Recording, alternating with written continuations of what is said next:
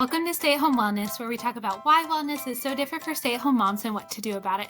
I'm Hannah Stewart from wellnesswithhannah.com, and today we're jumping into 5 reasons you have trouble sticking to routines and what to do about it. And I love this topic so much because I am someone that is not naturally a routine person at all. Actually, motherhood has kind of forced me to develop a bunch of routines because I've realized my kids do so much better if we have routines. But this is not at all my natural bent. So this is something I've had to learn a lot about, and it's an area that I've had to grow a lot in. So all of these areas that I'm going to talk about are things that I myself have struggled with and then figured out ways around or workarounds. So I wanted to share that knowledge with you since I've had a similar experience. So if you are someone that struggles with sticking to routines, you're not alone. I'm totally there with you. But I know as a mom, you're probably wanting to learn more about how to do that, especially if you have little kids and you're just really struggling with lack of structure or feeling like you have no idea what to do throughout the day. So we're going to dive into that shortly. Okay, so now let's go ahead and dive into the 5 reasons you are struggling to stick to your routines. So the first one I have is that you're trying to add a bunch of new routines at once.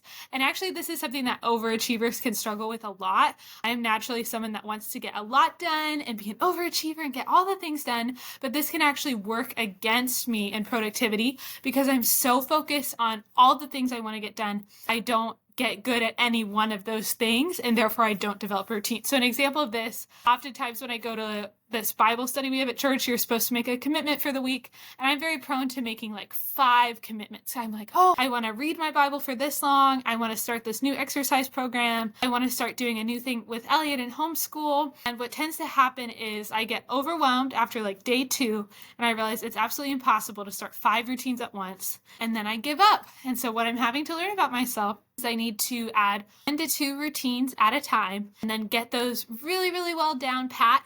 Then you can move on and add additional routines. And I know for some of you guys, this is hard because you have so many ambitions. But I think for me, what has helped is recognizing, okay, it actually works against me if I choose to add a bunch of routines at once. It's not like I'm being so productive. It's just I look back at the month and I realize we haven't accomplished any of our goals. But when it comes to habit training with kids, I've had to learn, okay, we're only going to work on clearing the table. We're only going to work like for several weeks. We just worked on Elliot putting on his own pants. And that was like the only habit we worked on with kids other than like general obedience training and all that. So just things like that where you're focusing on one thing, it allows you to get really excellent at it, and then you can add on to it instead of having absolutely no foundation and just feeling discouraged and overwhelmed all the time, because I've totally been there. I'm sure, someone out there probably understands, but I've totally been there.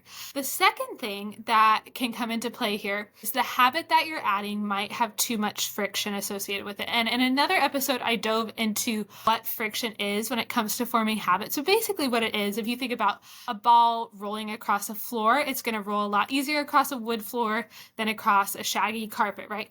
And so the same thing is true when we think about habits. When we want to develop a new habit, we want to make it as easy as possible to do so. And that sounds super obvious, but there are actually all kinds of times when we add unnecessary friction to habits that we're trying to develop. So an example of this would be if you're trying to meal plan and cook from scratch, but you have no time in your schedule to go grocery shopping and you don't block out a time to go grocery shopping. It's going to be very, very difficult to cook from scratch if you don't even have the groceries in your home. But so often we get focused on the end goal and we don't even think about the steps it takes to get there, right? Another example of this is oftentimes when I'm working with the kids and learning like a new song. I actually just realized I've been doing this recently, and we have like a little circle time we do together, and they've learned all the songs, they've learned the poem, and it's time to move on. But what is holding me back is not the fact that we do circle time every day or I shouldn't say that, we do circle time most days when we're home, right? If we have co-op or something that day, we don't do it.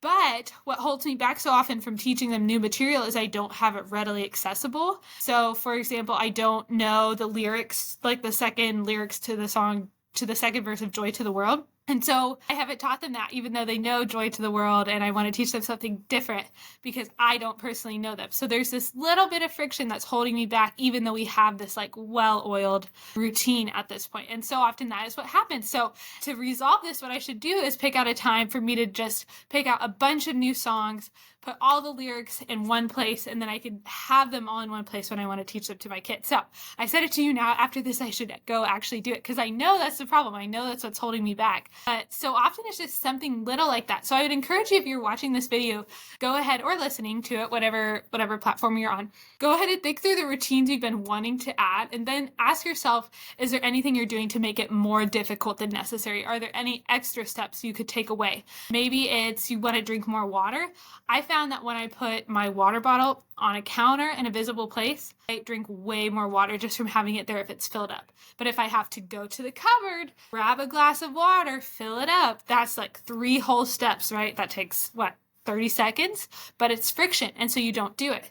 So this has actually been true of me whenever I've been pregnant. I have trouble remembering to take a vitamin because this is bad, but I don't ordinarily take a vitamin when I'm not pregnant. But I know when I'm pregnant, it's a good thing to do for the baby and all of that, but I don't have a regular routine. So I try to put the vitamin somewhere visible. So then I see it, and then I remember to take that vitamin. So again, just looking for any areas of your life that you're struggling with following through on a habit, and then trying to make it as easy as possible. Like you would have to intentionally not do it. You couldn't forget about it or something like that. So that would be my second tip if you're struggling to add a routine, would be to remove friction in whatever way you can. My third reason you might be struggling to develop a habit is that you're not habit stacking. And we've talked about habit stacking in a previous episode. I could try to link that down below. But basically what habit stacking is you have an already existent habit that's really, really solid. This could be something as simple as putting your child in their crib. It could be you going to bed, right? And you want to try to attach a habit to an already existent habit, attach a new habit to an already existent habit. So an example of this is what I did for my first 2 kiddos when I was pregnant with them. What I would do is I would set my vitamin by my bed. Then every night before I went to bed, I would just get ready to crawl into bed, and I would look at my nightstand, and there was my vitamin and my glass of water. And I would just go ahead and take my vitamin. So it was pairing that, taking the vitamin with this already existing habit of going to bed. And you really want to pick a habit that is super solid. So if it's a habit you only do 4 times a week, that's not something you want to pair your habit to. You want to pair a habit to something that you do the same amount of frequency as the new habit you're trying to add. Another example of habit stacking would be our morning routine. So I just started out, we would have breakfast, and then I just paired doing catechism with breakfast. And then since then, I've added on a bunch of new routines, but we always eat my breakfast. Even if I want to skip it, my kids won't let me skip it. It's like food is a very big deal in our family. They love food. So I always have breakfast. So it's been really easy to pair things with different meals. And with lunch, I usually we listen to different memory songs like skip counting, scripture memory, things like that. So just as much as I can throughout the day. If there's any habit I already have, I just try to stack as much as I can onto that habit because I know myself and I'm not someone that just naturally sticks to complicated habits. So for me, habit stacking has worked really well. And this concept came from the book Atomic Habits, which I will link down below, but I would highly recommend you purchasing that book if you are struggling at all with developing habits, because that book has helped me tremendously. And a lot of the content, even in this episode, is from that book. And I think you'd really benefit from the entire book because I just absolutely loved it. There's a reason it's a New York Times bestseller for sure. My fourth reason you can't stick to habits or are struggling to stick to habits is that your routine itself is too ambitious. So maybe the new habit you're trying to add, even if it's just one, maybe it is too ambitious in and of itself. So for example, if you usually wake up at 7:30 or 8, you should not have your new habit be waking up at 4. Okay, that's too drastic of a change. Hey guys, I wanted to jump in and let you know about 2 opportunities that I have for you. So the first one is a free webinar that I've created just for stay-at-home moms who are wanting to learn more about wellness. And the reason is because I truly believe that wellness is totally different if you're a stay-at-home mom because your life is so intertwined with your kids. And so I really don't think that a 20-year-old personal trainer, helpful as they are to so many people, if they don't understand what it's like to be a mom, it is very difficult to give wellness advice to a mom. So I created a whole webinar webinar that dives into why wellness is different as a stay-at-home mom. It goes into how to wake up on time if you are struggling with that and are waking up with your kids and are in that vicious cycle of feeling stressed from the instant you wake up because your children woke you up through the baby monitor. That is not a good place to be, and I've totally been there. This webinar dives into working out postpartum. I know a lot of moms really struggle with overwhelm about where to start postpartum and have just gotten out of the habit totally of working out because they have a new baby, right? And all of their routines are different. How to develop routines when you are used to an employer developing them for you and now you have to develop them for yourself, which is a huge change. And we even dive into getting things done with kids around. And the reason for this, even though it doesn't directly pertain to wellness, it absolutely affects your wellness routines, because if you cannot get anything done while your kids are awake and you feel like you have to be entertaining them 24/7, then you will not have time to have wellness routines, right? Because when your kids are asleep, you have to clean your whole house from top to bottom and cook all the meals, and you have no time while they're sleeping to work on any routines to take care of your own body, right? So in this webinar, I dive into all of that. I will link it below. The key with the link is click the link and then you wait for the pop-up, and then the pop-up is where you enter your name and your email address, and then it will give you a link that you can copy for the webinar. I think that was a little bit confusing for people last time, so I wanted to make that clear that that's how that works. So wait for the pop-up and then make sure to copy and paste the link, and you will be able to access that webinar, no problem. The second thing I wanted to let you guys know about is that if this episode or other episodes have really resonated with you at all, and you're recognizing that you're a mom that is struggling with wellness, this transition to motherhood has not been easy, and you need a little bit additional support, I would love it if you click the link below to book a call with me. I would love to be able to meet with you and be a habit coach for you, whether that's 1 time or 10 times, and be that support, because I know for me, sometimes I just need someone to talk to, even just for an hour, and to process, like, this is what I'm struggling with, and just problem solve with someone else. I'm a very verbal processor, and sometimes I just need someone to talk about things with and figure out, okay, this is the next step I should take, and then I'm good to go from there. So even if it's 1 time, that's totally fine. But if that interests you at all, I would love it if you went ahead and clicked the link below to book a call with me. Thank you guys so much. You need to first develop consistency in the habit, and then you can make the habit more impressive. So maybe instead of setting a crazy early wake up time, you develop the habit of waking up with your alarm clock, even if it's just 7:15, just a few minutes earlier than what time you usually wake up. But you develop that habit of waking up with your alarm instead of waking up with your kids, and then you work backwards over time.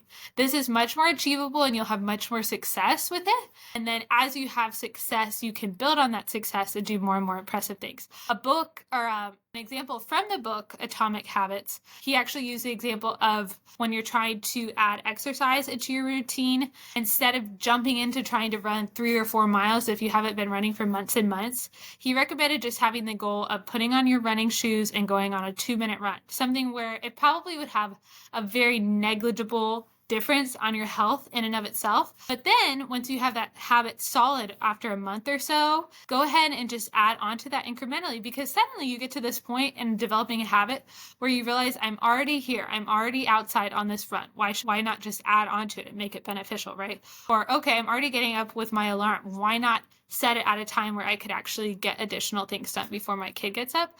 But if you're starting out with a super ambitious habit, you're going to end up depressed because you can't do it right away, because you don't even have the little habits that allow you to do something bigger. So this is another one. I've struggled with this one as well, just because I want to do all these impressive things. I want to be super disciplined and fairly high achieving, but actually this has worked against me multiple times. So I'd encourage you, if you're an overachiever who's struggling with habits, it feels so ironic, because once, you can get so much done, but then with basic habits, it can feel very difficult. And I would really encourage you that maybe you're setting your goals too high, and you need to start with smaller habits and then build on them and build that momentum, instead of letting perfectionism say, oh, you only got up at 7. That doesn't count. Like, that doesn't even, anybody could get up at 7. You need to have that voice in your head and correct it and say, okay, this is progress, right? It's not perfect. It won't ever be perfect, but it's progress. And just that mental shift can make a really, really big difference in your mindset as you're trying to add new habits into your lifestyle. My fifth and final reason that you may not be able to add habits into your daily routine is that your schedule is too chaotic. So some of you guys are home buddies, and this does not apply to you as much. But some of you, like me, like being social. You like seeing all the people. You want to take your kids to all the things. You want to be a fun mom, and you're really naturally driven to be outside of your house. And what can get moms like us into trouble is that if we are outside of our house all of the time at random different times every single day, there will be very few routines that you can habit stack, right? There will be very few consistent things. So if I want to have morning time with the kids or circle time with the kids every day, but I'm out of the house from 8 to noon, which is when I usually do it somewhere in there, it's not going to work, right? So one of the things that I have found helpful is blocking off certain times throughout the day where I try not to make commitments. If something important comes up, of course, I'm not going to skip seeing a family member from out of town or something like that. I would never do that. But a lot of times it's just a play date and a friend asks what time works for you. And I've learned to say 10 or later. And then I know, okay, in the morning, I'm going to get these chores done. I'm going to do my circle time with the kids. We're going to have our catechism time at the table. And I'm going to make sure they have their chores done. And then by that point, I know, okay, we'll have done the routines that I'm really trying to instill in my children and in myself. And then we have all this additional time we can go out and do things. So again, it's not that you have to be home all the time, but if there's certain routines you're trying to add, then you have to be really intentional about not being gone at random times every single day. And for some of you, you're like, what are you talking about, Hannah? I love being home. I'm home all the time. But for a few of us, we like doing all the play dates, and we could do things every single day if we wanted to with different friends. And we really have to discipline ourselves if we're trying to work on things with our kids or even with ourselves, and we're trying to improve the cleanliness of our house. We have to discipline ourselves to make sure we're home for certain times during the day to be able to develop those habits. So I encourage you guys, if you like this episode, please go ahead and like it and subscribe and even share with your friends. That's the way this podcast grows. So many of you guys have already left really nice ratings, which I really appreciate, and have sent me really encouraging words. So again, if you like it and you haven't already subscribed, please do that. If this was helpful to you, please share it with a friend. And thank you guys so much for joining me for another episode of Stay at Home Wellness.